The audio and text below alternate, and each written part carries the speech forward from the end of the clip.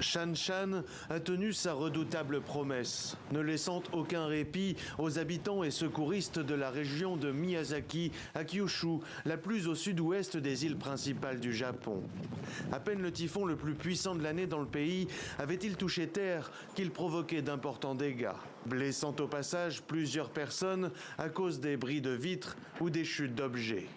Dans la préfecture voisine de Kagoshima, ses habitants ont choisi de suivre les conseils des autorités d'évacuer leur logement. Ils disent que la vitesse du vent pourrait atteindre les 200 km/h. J'ai eu peur.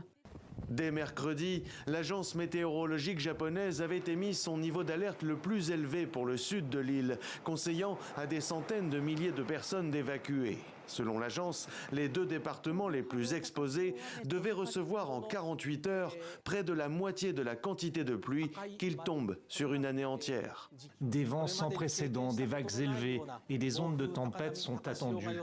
La plus grande prudence est requise. Les ondes de tempête, ce phénomène de submersion côtière qui provoque des montées des eaux de plusieurs mètres dans certaines zones, engendre des inondations désastreuses et des glissements de terrain meurtriers. Comme ici, plus au nord, dans la préfecture d'Aichi, cette maison de Gamagori a été ensevelie avec les 3 membres d'une même famille.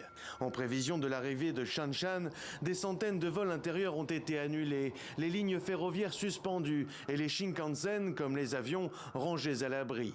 Les météorologistes prévoient sans certitude absolue un déplacement progressif vers l'île principale du Japon, Honshu, et les villes d'Osaka et de Nagoya.